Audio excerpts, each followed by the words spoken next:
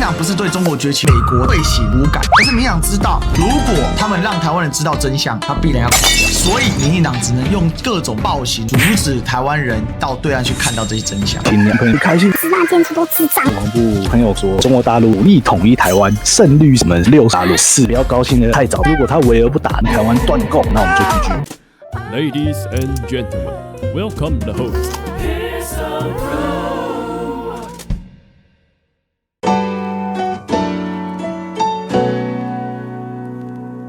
我朋友他不是青鸟，他是有车轮党证的，只是党证过期了。在国防部工作跟我说，如果中国大陆要武力统一台湾，胜率6-4开，6是我们，4是中国大陆。我听完我是悲观的。他看到国防部去研析中国大陆的作战想定，说如果解放军要登陆，一定会先对我们进行饱和攻击，我们的胜率有60%。我甚至还问他，如果对岸的无人机机器狗上来怎么办？他讲这个想定其实是我们这种外行人的想定。老共他们的载具主要还是放人，你要腾空间去放机械狗。假设他登岛作战，在沿岸进行防御部署，机械狗可能没有这个能力，而且台湾的电磁干扰的作战好像还不错，所以有效让他们的无人机跟机械狗的效率降低。你看现在听下来都觉得台湾好像没那么弱嘛，但是他还强调他在美国的印太司令部开会得到的结果也是这样，所以老共能够有十足把握犯台的时间是在2045。我说奇怪，帕帕罗不是讲说是2027吗？他觉得帕帕罗那个比较像是一种政治语言 ，but 这一切都是有前提条件的。美国人这样子推是建立在老共的科技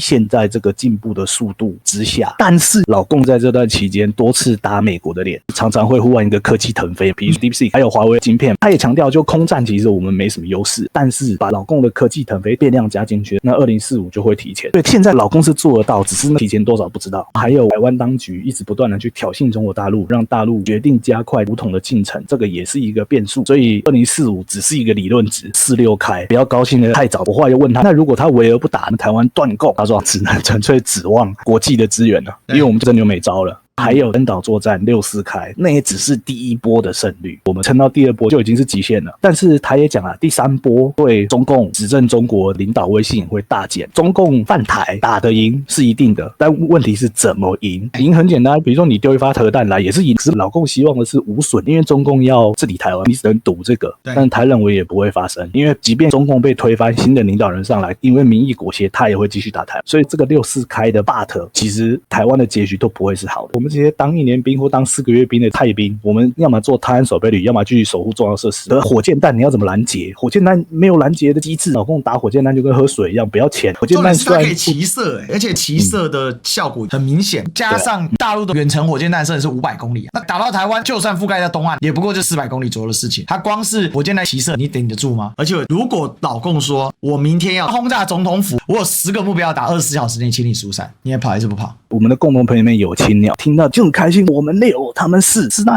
多脏，而且他们没有任何的实战经验。如果他们有能力，早就开始行动了嘛。我就问他，以色列跟伊朗在打防空系统跟防导弹系统，你觉得我们跟以色列谁比较好？那也是以色列，对吗？那你想一想，伊朗的导弹跟中国的导弹谁比较厉害？他还真的认为伊朗的导弹比中国的导弹要强要先进。等一下我会上吗？今天以色列用比我们好的防空系统，仍然被比老共差的导弹打得不要的，因为他信了那个阿共打来怎么办的心。那它里面有一趴专门在破解老共用飞弹饱和攻击打台湾怎么办，里面就说老共做不到啦。他的理论其实很低能，因为老共的飞弹很贵，那台湾的东西很便宜，打你台湾就 CP 值太低，所以老共不会这么干，所以老共会 care 这个东西嘛。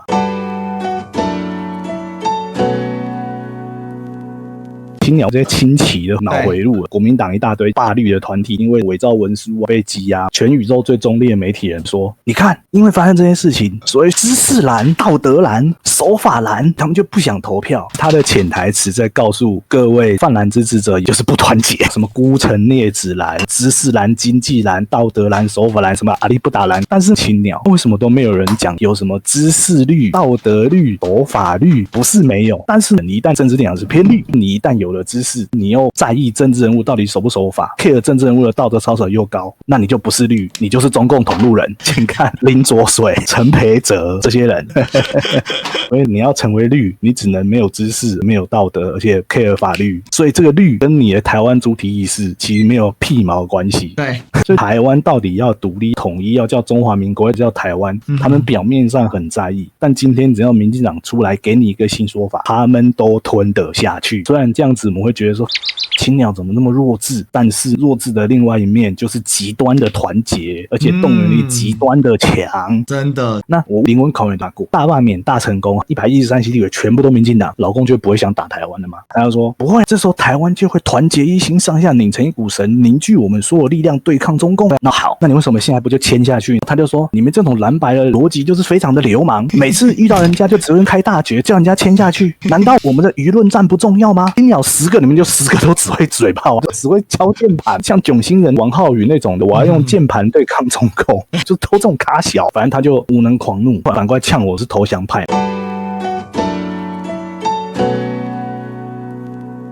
赖清德自称务实的台独分子，我觉得他根本就不是啊，因为他现在好像要真的搞台独，可是来不及了。再来，我们能够武装独立的几率也是偏小的，真的武装独立成功，我们的台湾岛会不会受到很严重的战损？不要跟我瞎掰说什么我们独立一定很简单，不会有任何战损，那你的家人可能死伤大半，股票也变壁纸，房贷也变废墟，什么都没有，就剩你一个人孤零零活着，那边大喊耶台湾独立台湾国，请问有什么意义？就爽而已，你只是靠枪而已，那你靠枪你自己去靠就好了。所以赖清这种台独论很不实际。国民党里面有分蓝统派跟中华民国派，中华民国派其实又可以理解成华独派，华独派基本上就是所谓的维持现状，国内实质独立，对外需要挂一个中华台北 Chinese Taipei 这种东西。所以国民党内的维持现状派或者是华独派才是真正的务实台独分子。国家4个要素，其中一个政府的问题就是治权，所以两岸分治迟早要解决。那大陆必须要动用武力的那个东西叫领土。赖清德他不是侵略台湾，他要配合美国把两岸的战争挑起来，然后背后得到一些利益。所以大陆现在很清楚，与其去斗你这个棋子，我还不如去中美之间的斗争。大陆现在如果真的和平解决台湾问题，把美国搞掉，那你看台湾是怎么办？反而真正会想要把台湾打成一片焦土，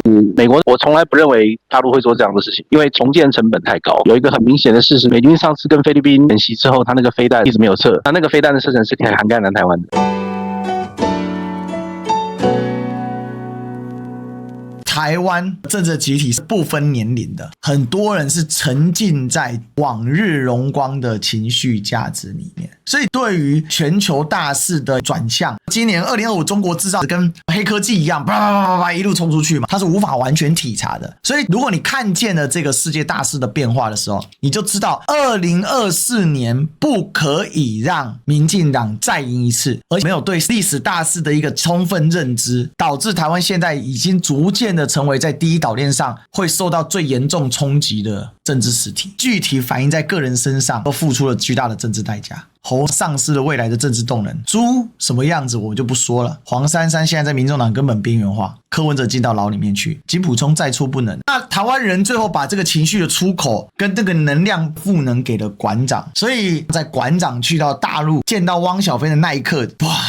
，45万的线上流量同步上线，这是一个非常有意思的结果。所以台湾人大罢免必须要大失败。今天台湾政治遇到最大的困境是没有办法出一个真正的英雄，透彻理解台湾现状，并且他有那个能量可以把所有人拉上冲出去。馆长不是政治人物，他是个庶民，但是他可以做一个往前推进的一个过程。所以台湾的问题日渐窘迫，赖清德压力越来越高，讲白了就是中国势力再次彻底的掌控台湾这件事情。全世界上从来没有发生过一个14亿人口的国家彻底的工业化，那请问这爆发出来的能量有多么的恐怖？美国3.5亿人口，抱歉，而且它的工业在衰弱。那这样子炸开的能量稍微外泄一点，在印巴大空战里面就把印度战机打叫了。所以民进党不是对中国崛起无感，也不是对美国的退行无感，而是民进党知道，如果他们让台湾人知道真相，他必然要垮掉。所以民进党只能更加的设立内人，用各种暴行来阻止台湾人到对岸去看到这些真相。所以民进党会气到现在还天天骂馆长。过去我也是对于大陆的朋友到台湾谈统一这件事，我多少有一些忌惮。到现在大陆朋友爱怎么谈统一，